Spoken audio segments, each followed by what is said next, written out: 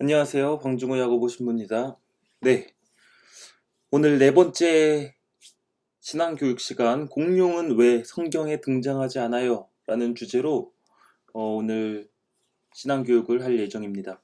공룡은 왜 성경에 등장하지 않아요? 라는 질문 되게 어떤 부모님들께는 이건 굉장히 참신한 주제인데?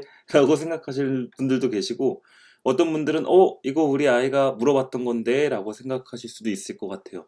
공룡이라고 하면 여자아이들은 제가 잘 모르겠어요. 여자아이들은 제가 잘 모르겠는데 이 남자아이들 있죠.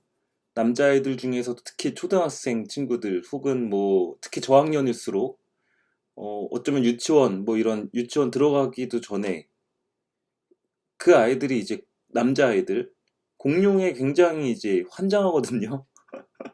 공룡을 너무너무 좋아해요, 아이들이. 그래가지고, 제 조카도 그랬어요. 지금은 이제 제 조카 다 커서 이런 질문을 하지는 않지만, 어렸을 때, 뭐 이렇게 아이들을 위한 교리책이나 뭐 이런 거를 보다가, 아니면 뭐 성경책을 뭐 이렇게 읽어주다가, 이 아이가 물어봅니다. 왜 성경에 공룡이 나오지 않아? 그리고 이제 아이들이 어렸을 때부터 과학책이나 이런 것들 보잖아요. 그러면은 왜 빅뱅은 나오지 않아? 삼촌, 왜 공룡은 나오지 않아? 뭐 이렇게 질문을 합니다. 근데 이제 사실상 어떻게 보면은 공룡이라고 하면은 이제 초등학교 들어가면서 그리고 이제 고학년이 되면 될수록 공룡에 대한 흥미는 이제 사라지게 되는 것 같아요. 보통 아이들이. 그래서 이제 그런 이야기도 있더라고요. 아이들이 그러니까 공룡에 대해서 입덕한다 그러죠. 공룡에 대해서 굉장히 그 열광하고 그 이름도 다 외우고 막 공룡 그 장난감도 사고 책도 보고 그래서 공룡에 대한 지식이 그 초등학생 때 초등학교 조금 들어가기 전에 그때 가장 많대요. 애들은 어떤 애들은 막 이 공룡 딱 이것만 봐도 아 이게 어떤 공룡이고 이게 어떤 공룡이고 막 이런 것도 다 알 정도로 애들이 공룡에 대한 지식이 굉장히 뛰어납니다. 그러다가 초등학교 고학년으로 올라갈수록 공룡에 대한 지식은 잊혀지다가 그 아이가 커서 어른이 되면 부모가 되면 공룡에 대한 지식이 다시 생긴대요. 왜냐하면 또 내 아이가 너무 공룡을 좋아하니까. 뭐 그런 이야기도 있는데 하여간 뭐 어떻게 보면은 유아기적 이러한 그 주제인 것 같지만 사실 이 주제는 생각보다 우리에게는 조금은 더 중요한 주제입니다. 왜냐하면 제가 이제 우리 부모님들을 위한 신앙교육을 하거나 아니면 이제 청소년들이 뭐 볼 수 있는 정도의 이러한 자료들을 만든다고 이제 만들고 있는데, 사실 우리가 이미 성인이라고 하더라도 공룡에 대한 이제 관심도 없고 공룡이 뭐 성경에 나오든 말든 그냥 믿으면 되지라고 할 수도 있으실 텐데 이러한 질문과 맞닿아 있기 때문이에요. 지난 시간 때 제가 마지막으로 던졌던 질문. 일단 지난 2시간 동안 2강, 3강에서 과학자들이 신의 존재를 이론적으로 믿을 수 있는 과학적 근거는 무엇인가? 이걸 이제 다뤘고, 이것에 대한 답을 어느 정도 제시했다면, 그렇다면, 자, 이 주제와 오늘 주제가 연결이 되기 때문입니다. 창세기 1장, 2장, 일주일간의 세상 창조 설화. 여기에서의 이 창조는 글자 그대로 받아들여도 되는 건가? 글자 그대로 받아들이면 안 되는 건가? 이런 질문이 제기가 돼요.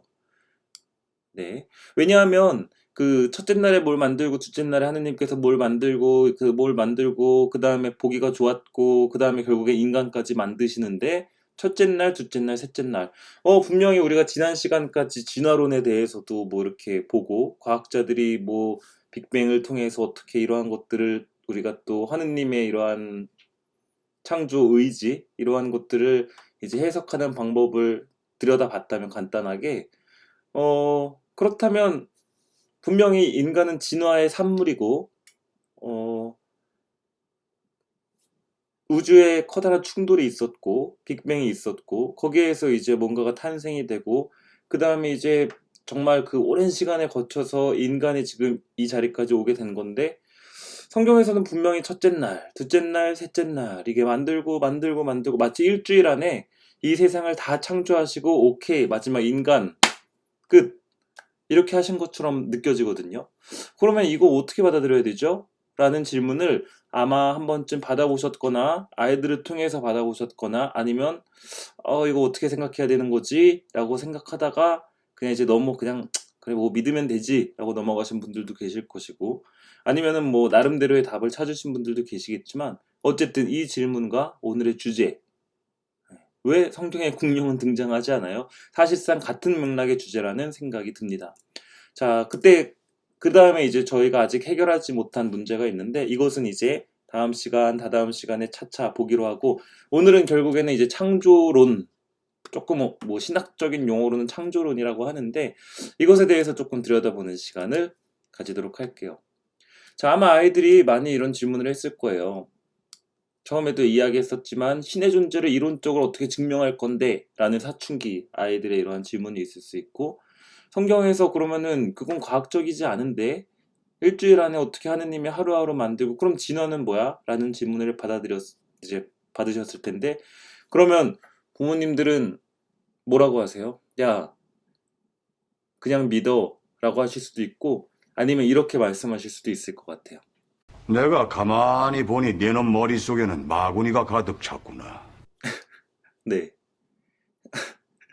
뭐 이렇게 웃자고 이렇게 영상을 중간에 집어넣기는 한 거지만 어쨌건 간에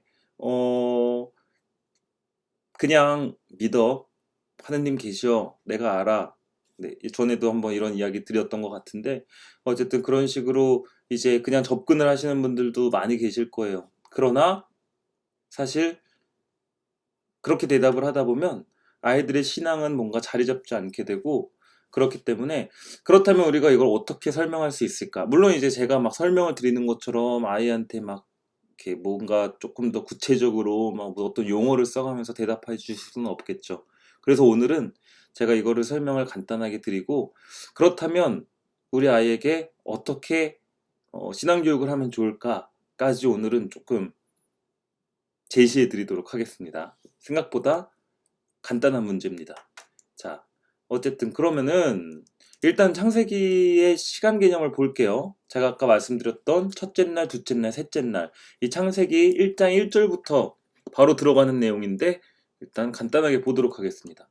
자, 창세기 1장 1절에서 처음에 하느님께서 하늘과 땅을 창조하셨다라고 나오는데 자, 일단 여기서는 우리의 그 지난 시간에 이제 유튜브를 보신 분들은 아시겠지만 만약에 보시지 않았으면 그 이전 거를 보고 그 다음에 이거를 보시기를 추천드립니다.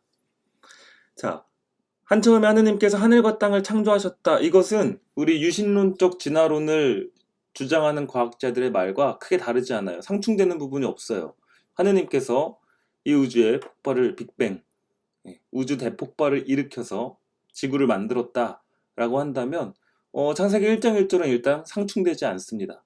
그러나 이 다음이 문제죠. 자, 첫째 날 빛이 생겨라 하시자 빛이 생기고 둘째 날 물 한가운데에 궁창이 생겨 물과 물 사이를 갈라놓았다.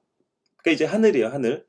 하늘을 만드시고 자, 셋째 날 하늘 아래에 있는 물은 한 곳으로 모여서 묻이 드러나라. 그러니까 이제 바다, 그 다음에 이제 땅이 드러나게 되는 거죠. 자, 넷째 날 하늘의 궁창에 빛 물체들이 생겨 낮과 밤을 가르고 날과 해를 나타내라. 그리고 하늘의 궁창에서 땅을 비추는 빛 물체들이 되어라. 라고 해서 이제 그 해와 달이 생기죠. 다섯째 날 물에는 생물이 우글거리고 새들은 땅 위 하늘 궁창 아래를 날아다녀라. 자, 생물이 나오고 이제 새들이 등장합니다. 이게 사실상 공룡이 이제 그거잖아요. 요즘 최근 과학자들의 이러한 걸 하면 이렇게 따지면은 공룡이 이제 조류와 굉장히 이제 비슷하다고 예전에는 이제 뭐 익룡이나 이러한 것들을 공룡으로 할 거냐 새로 할 거냐 이랬는데 요즘은 또 뭐 공룡 자체를 또 조류과에 가깝다고 또 이렇게 하는 것도 본 적이 있는 것 같은데 그래서 공룡이 이때 나왔나? 뭐 하여간에 자, 일단은 어쨌든 물에는 생물이 우글거리고 예. 모든 생물은 물에서 이제 시작이 되고 우리가 막 우주 탐사를 할 때도 항상 물을 가장 먼저 찾잖아요. 그게 이제 생물이 생길 수 있는 뭔가 생명체가 있을 수 있는 가장 이제 그 기본적인 조건이기 때문에 어쨌든 뭐 제가 지금 이 과학적인 뭐 이런 생물학적 내용을 여기서 지금 설명드리고 싶은 건 아니고 그냥 이제 한 얘기입니다. 자, 어쨌든 생물과 새들이 이제 나타납니다. 다섯째 날. 자, 그다음 여섯째 날 땅은 생물을 제 종류대로, 그러니까 이제 짐승들이 나오는 거죠. 구체적인 짐승들, 즉 집 짐승과 기어다니는 것과 들짐승을 제 종류대로 내어라. 그 다음에 같은 여섯째 날 우리와 비슷하게 우리 모습으로 사람을 만들자. 자, 이제 사람이 나옵니다. 그래서 그가 바다의 물고기와 하늘의 새와 집 짐승과 온갖 들짐승과 땅을 기어다니는 온갖 것을 다스리게 하자라고 이야기를 해요. 사실 어떻게 신앙인의 입장에서 보면 그냥 뭐 이 날이 문제죠. 날. 예. 첫째 날, 둘째 날, 셋째 날, 넷째 날, 이 날 개념이 문제인데, 그렇지 않다면은 뭐 또 어떤 면에 있어서는 그래, 물에서 가장 먼저 뭐 아메바가 나오든 어떤 세포가 나오든 거기에서 나와서 그 다음에 이제 뭐 새가 생기고 그 다음에 뭐 집짐승, 들짐승이 나왔나 보다 순차적으로 그렇게라고 생각할 수 있지만, 어쨌든 우리는 뭔가 조금 더 구체적으로 이 창세기의 시간 개념을 살펴볼 필요가 있을 것 같아요.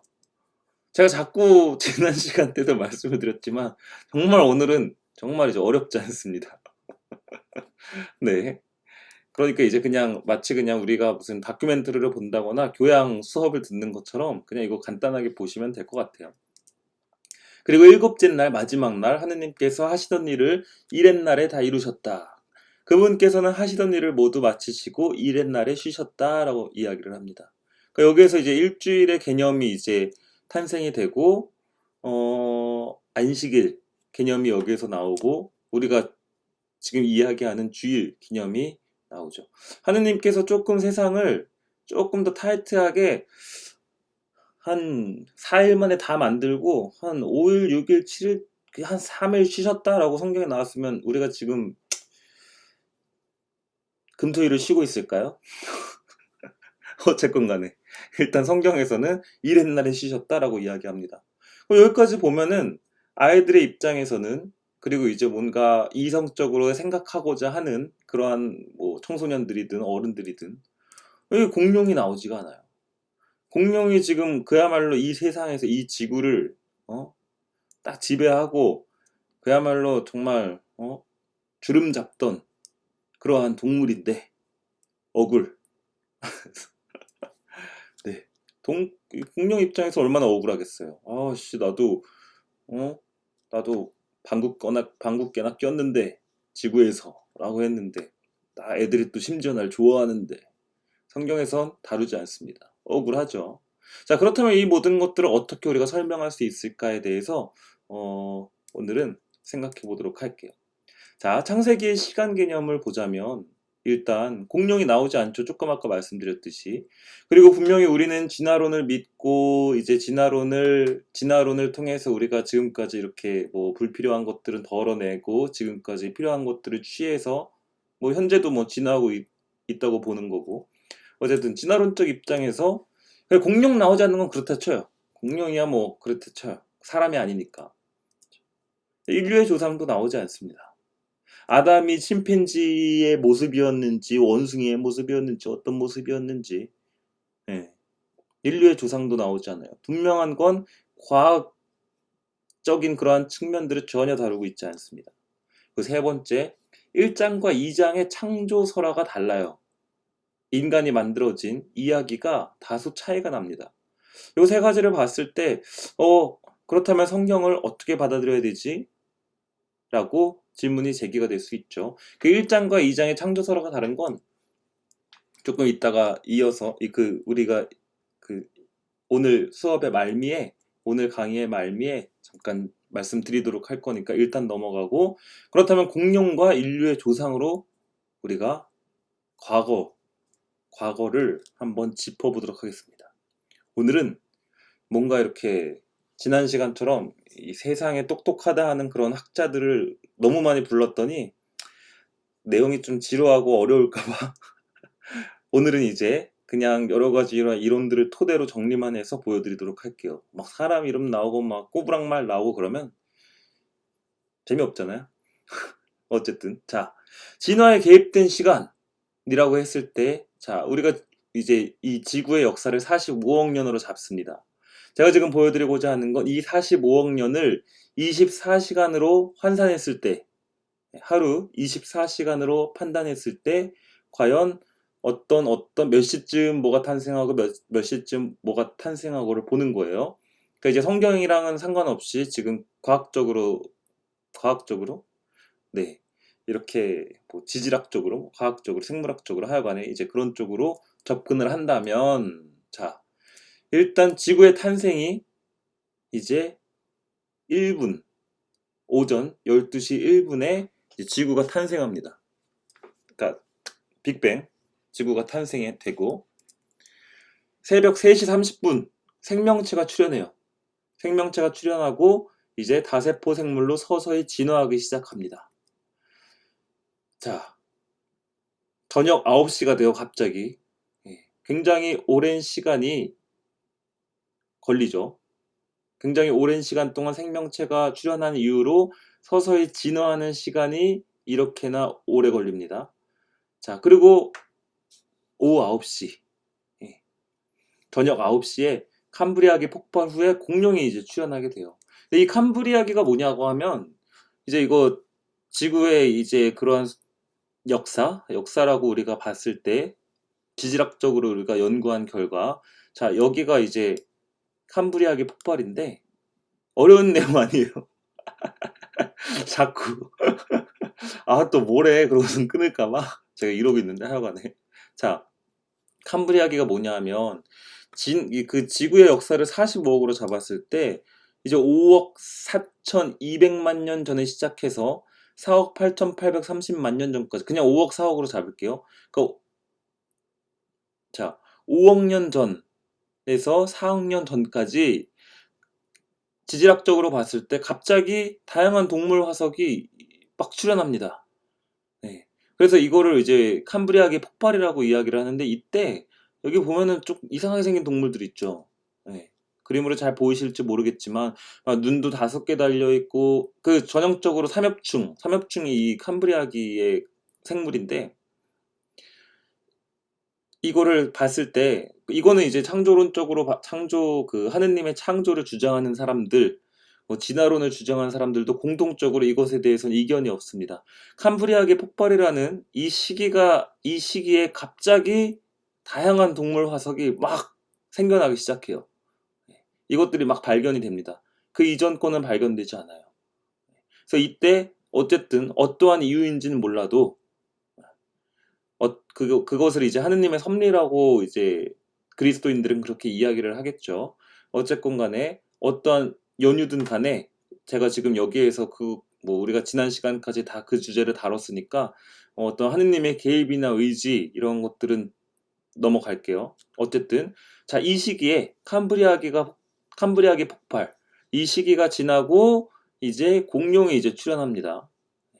뭐 그 다음에는 뭐 포유류랑 뭐 물고기 뭐 이런 것들이 먼저 나왔다고 하는데, 하여간 이제 곡물이 출현을 해요. 저녁 9시 생명체가 출현하고 18시간이 지난 다음에 24시간으로 환산하면, 자, 그렇게 해서 공룡이 이제 출현을 합니다. 자, 그럼 시간을 조금 더 가볼게요. 11시 40분 이제 공룡이 멸종하고 포유류가 세력 확장을 시작합니다. 거의 이제 24시간이 지나갔죠. 그리고 이제 초 단위로 가야 돼요. 23시 58분 43초. 이때 침팬지, 인류의 조상이 등장을 하고 인간이 이제 인간으로 넘어가게 되죠. 침팬지와 인간에 등장하게 됩니다. 자, 그렇다면 지금 현재 지금 우리 인간은 24시간을 잡았을 때 어느 지점에 와 있냐라고 했을 때, 뭐 23시 59분 999초, 0.999초, 59.999초. 그러니까 이제 마지막 1초를 천단으로 나눠서 이 시간을 지금 이제 현재 인간의 시간으로 보는 건데, 자, 그러니까 결국에는 이제 구조가 이렇게 되는 거예요. 네. 우리가 창조론을 이제 성경에서 어떤 이야기를 다룬다고 했을 때 일단 생각을 해보세요. 그러니까 이건 너무 간단한 문제예요. 그냥 아이들한테 쉽게 설명해 줄 수 있는. 지구가 탄생하고 45억 년이라는 시간이 지났단다. 그때 생명체가 출현하고 다세포 생물로 진화하고 여러 가지 이러한 시간이 있었고 공룡도 나왔는데 인간이 나온 거는 그렇게 생각하면 정말 얼마 되지 않은 이 지구의 역사 안에서 얼마 되지 않은 시점이야. 그런데 성경은 분명 인간의 이야기란다. 그렇다면 성경에서 하느님이 나타나셔서 갑자기 뭐 단세포 생물을 만들어내고 그 다음에 다세포 생물로 진화를 시키고 그래 이쯤 됐으니까 한번 캄브리아계 폭발을 일으켜서 처음에는 어떤 공룡을 만들고 뭐 어떤 공룡을 만들고 어떤 공룡을 만들고 그래 공룡들 오케이 깔끔하게 정리 한번 하자 해가지고 멸종을 시키고 이러한 이야기들을 일단 다 다룰 수가 없어요. 성경 안에서. 네. 그렇게 하면 성경이 뭐 지금도 우리 어마어마한데 충분히 어마어마한데 결국에는 성경이 공룡을 이야기하지 않는 이유는 일단은 첫 번째 의문, 이 주제 우리가 지금 하고 있는 주제와 가장 맞닿는 부분 이것은 인간과 하느님의 이야기이기 때문입니다. 자, 결국에는 이제 여러 가지 지금 보세요. 이게 지금 요 밑에서부터 이제 올라와가지고 막 식물들도 지금 뭐 이렇게 어떻게 진화를 하고 어떤 지금 뭐 이러한 단세포 이러한 동물들부터 생물들부터 해가지고 막 물고기로 진화되고 해서 여기에 인간이 있고 뭐 공룡도 있고 뭐 여러 가지 뭐 이런 것들이 있는데 희한한 것들도 많아요. 네, 희한한 것들도 많죠. 자, 이렇게 되는데 이런 것들을 우리가 성경에서 다 다룰 수가 없겠죠. 당연히 기본적으로. 네. 그러니까 다섯째 날 물에는 생물이 우글거리고 새들은 땅의 하늘 궁창 아래를 날아다녀라. 하느님께서 하신 말씀. 또 여섯째 날 1장 24절 26절. 자, 집짐승과 들짐승을 제 종류대로 내어라. 자, 이 과정이 사실상 여기에 요약되어 있다고 보는 거예요. 그래서 우리가 자녀들한테 혹은 우리 아이들한테 대답해 줄 수 있는 말은 사실상 이겁니다. 성경은 하느님과 인간의 관계에 목적을 두고 있는 책이야. 공룡이 아니라 동물도 아니고 하느님과 인간의 관계에 목적을 두고 있는 책이란다. 성경은 하느님에 대한 이야기, 우리 인간의 관계에 이러한 것들을 들려주는 이야기를 담은 책이지 창조의 세부적인 내용들에 관한 과학적인 진실을 가르칠 목적이 있는 책이 아니야 라고 대답을 해주시면 될 것 같아요. 네. 굉장히 우리가 이해를 한다면 쉽게 아이들에게 뭔가 이성적으로 이야기를 하면서 하느님에 대한 이야기도 할 수 있는 그러한 이제 답변이라고 볼 수 있겠죠. 그러면 어떤 아이들은 이렇게 질문할 수도 있어요. 어린 아이들은. 그러면은 하느님이 공룡을 언제 만들었어? 엄마라고 물어볼 수도 있을 것 같아요. 그러면은 그래? 너 그거 가져와봐. 공룡책 가져와봐. 딱 펼치면 아마 뭐 책마다 조금은 다르겠지만 예를 들면 티라노사우루스 같은 경우에는 뭐 7만 5천 년 전 뭐 이렇게 나올 거예요. 그러면은 이거 봐. 하느님께서 7만 5천 년 전에 티라노사우루스를 만드셨네. 라고 대답을 하시면 돼요. 왜냐하면 하느님께서 이 세상의 모든 것들을 만드셨으니까. 네. 지금 이제 이 영상을 처음 보시는 분들이 계실 거예요. 다른 이 앞선 영상을 보지 않고 이 영상만 보시는 분들은 야 이것도 어물쩍 넘어가네 이 신부라고 생각하실 수 있는데 그러지만 그렇게 생각하시면 안 되고 앞에 있는 강의도 같이 이제 보시면 제가 지금 어떤 말을 하고 있는지 조금은 더 이해가 되실 거예요. 네. 아이들에게는 이렇게 설명을 해줌으로써 하느님께서 공룡을 만드셨는데 성경에 나오지 않는 이유는 성경은 인간의 이야기를 담고 있기 때문이구나. 나는 과학책을 보면서 하느님께서 만드신 다른 생물체를 보면 되는 거구나. 라고 생각하면서 이성적 그리고 신앙적 관점을 두 개를 다 동시에 아이들은 가져갈 수 있는 거예요. 네.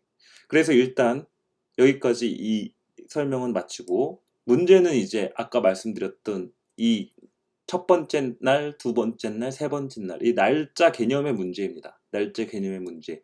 아마 어떤 아이들은 이런 질문을 가지지 않을 수도 있지만, 혹은 그럴 수도 있지만, 어른들이 특히 뭐 이러한 질문을 또 가지고 계실 수도 있을 것 같아요. 예. 이 날이 문제예요. 제가 이제 아까 보여드렸던 그거를 이제 한 번에 정리한 건데 글씨를 좀 줄여서 이 날이 문제입니다. 날. 이 날 개념. 제가 아까 말씀드렸듯이 여러 가지 생물이 생기고 이제 자, 하늘과 땅을 창조하셔서 한처음에 이제 그냥 뭐 빅뱅이 일어나서 이 세상이 만들어졌는데 빛이 생기고 해와 달도 생기고 그래. 하느님께서 이렇게 만드셨다라고 하는데 요 날 개념이 약간 좀 의문이 들거든요. 네. 45억 년 뭐 이러한 그 시간을, 그 길고 긴 시간을 일주일 만에 다 이렇게 첫째 날 하루 만에 막 해춘 것처럼 이렇게 나와버리니까 이게 정말로 이걸 글자 그대로 받아들여야 되는 거야, 말아야 되는 거야? 라고 이제 질문을 하실 수가 있을 것 같아요. 그런 생각, 혹은 뭐 그런 질문들을 아마 받아보셨을 거예요. 어른들한테조차도, 다른 뭐 비신앙인들한테조차도. 자, 그래서 이 날 개념을 봐야 되는데, 이것도 뭐 사실 딱히 어려운 개념은 아니에요. 자, 날이라고 하면은 이제 이 히브리 말로 욤이라고 부르는데, 이게 어떤 것을 담고 있는 이제 성경에서 어떤 의미로 쓰이냐 하면, 첫 번째는 우리가 일단 알고 있는, 우리가 지금 흔히 이야기하고 이거 정말로 우리가 받아들여야 되는 거 맞아? 라고 했을 때 기본적으로 우리가 생각하는 하루 24시간, 그날, 예, one day, 하루 24시간을 의미하는데, 자, 이렇게도 성경에서 쓰이기는 하지만 이것 말고도 어떻게 굉장히 많이 쓰이냐 하면 문자 그대로의 의미를 벗어나서 그냥 특정한 날을 상징합니다. 특정한 날. 예. 그러니까 예를 들면 야훼께서 오실 날이 다가왔다. 뭐 이 하는 그 날. 예. 그러니까 하루 24시간 시간적 개념이 아니라 그냥 특정한 날을 상징하는 거예요. 이렇게 생각하면 될 것 같아요. 어린이날, 어버이날 할 때 그 날. 그 날은 24시간을 의미하는 것이 아니라 그냥 어떤 특정한 순간을 이야기하는 거잖아요. 그러니까 한마디로 이걸 지금 보자면 이렇게 우리가 다르게 이야기할 수 있을 것 같아요. 문자 그대로의 의미를 벗어난 특정한 순간을 상징. 예. 그러니까 이제 결국에는 그거를 우리가 대입해 본다면 첫째 날, 둘째 날, 24시간 지나고 24시간 지나고 그런 개념이 아니라 첫째 순간, 둘째 순간, 셋째 순간, 넷째 순간 이렇게 우리가 이거를 받아들일 수가 있는 거예요. 네.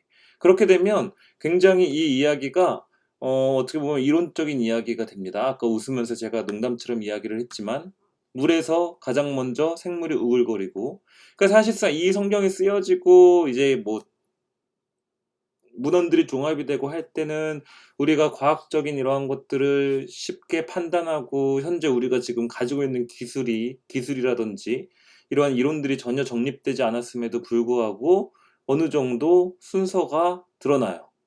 네. 물에 가장 먼저 생물이 우글거리고 물이 모든 생물체의 가장 필수적인 근원이잖아요. 아까도 말씀드렸듯이. 그래서 우리가 막 화성에서 물을 찾아야 하고 뭐 계속 그 우주선들이 가가지고 탐사를 하면서 물부터 찾잖아요. 물. 예. 공기보다도. 그런 것처럼 자 이렇게 되면은 굉장히 짜임새 있는 어떠한 이야기가 됩니다. 그렇기 때문에 우리가 일주일을 두고 뭐 그렇게 생각할 것이 아니라 어떠한 특정한 순간이다라고 받아들이면 될 것 같아요.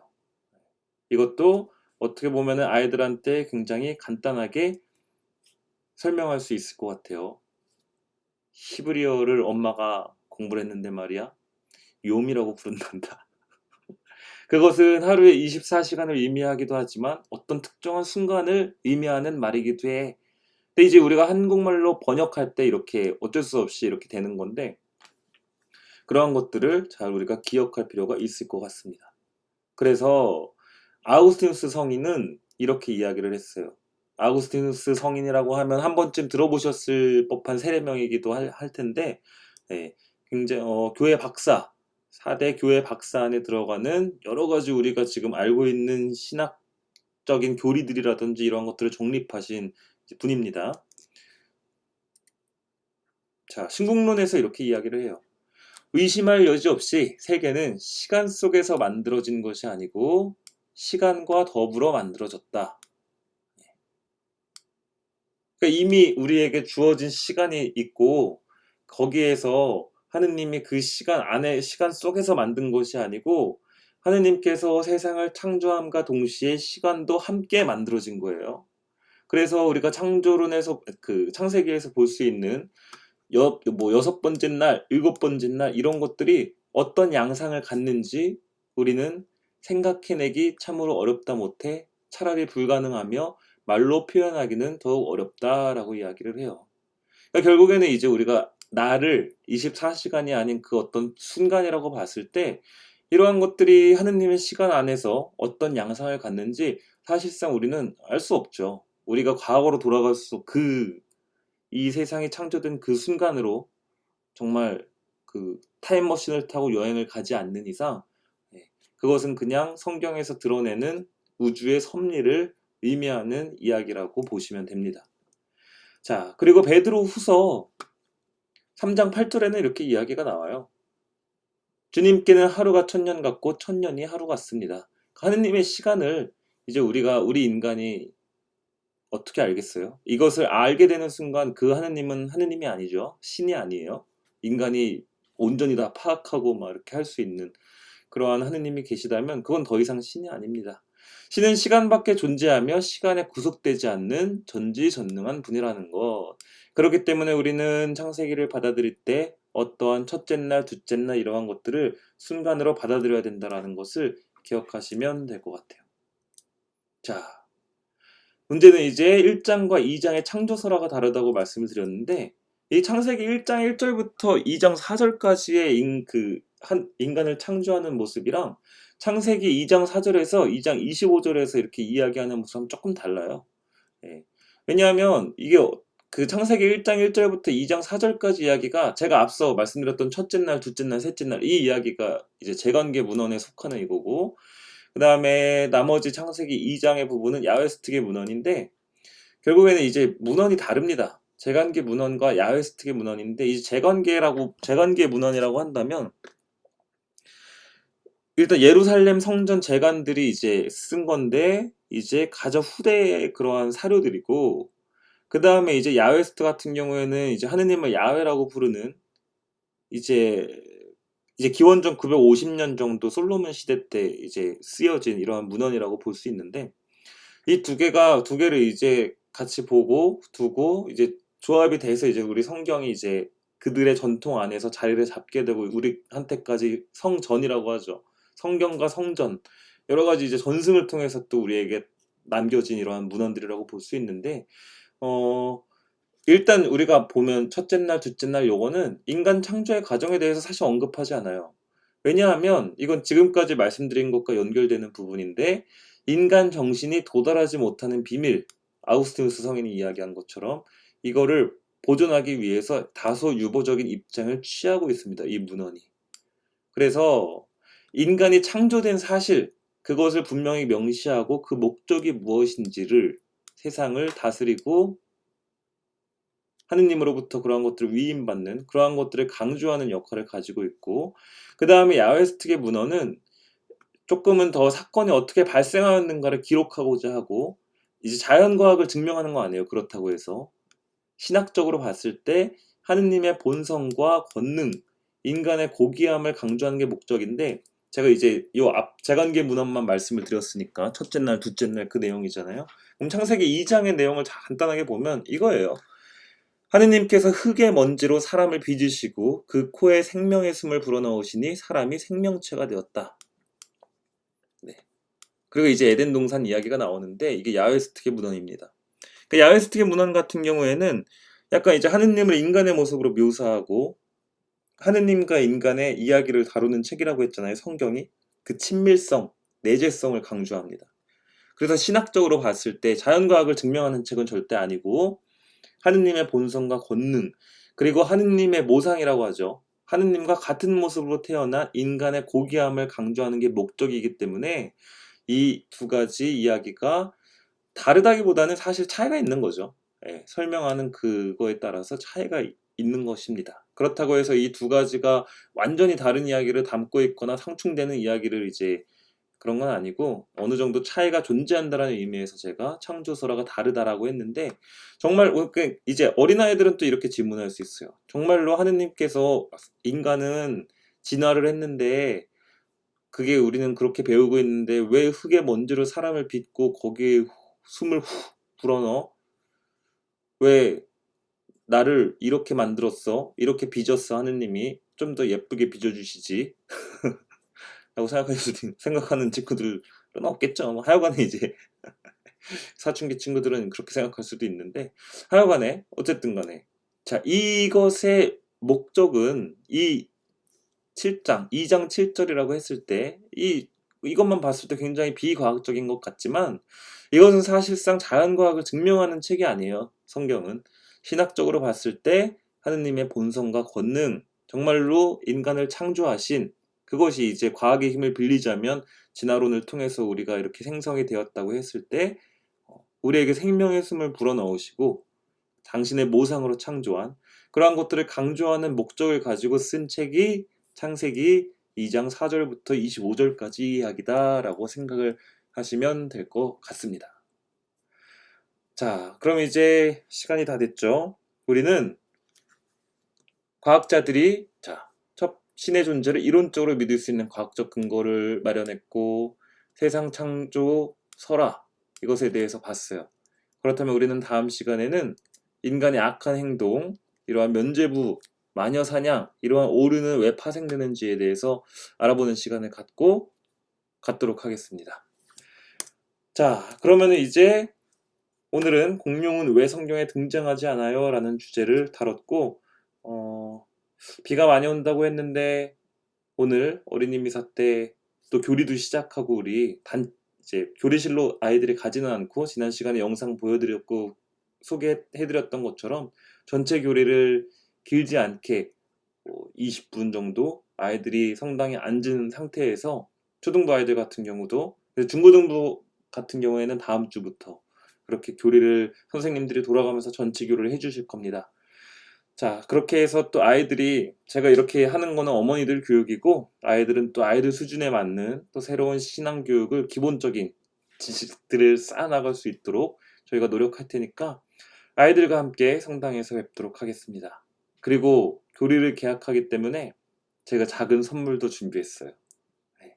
그래서 오늘 아이들에게 나눠줄 테니까 부모님들 그리고 아이들 함께 성당에서 뵙도록 하겠습니다. 영상 봐주시느라 고생 많으셨습니다. 감사합니다.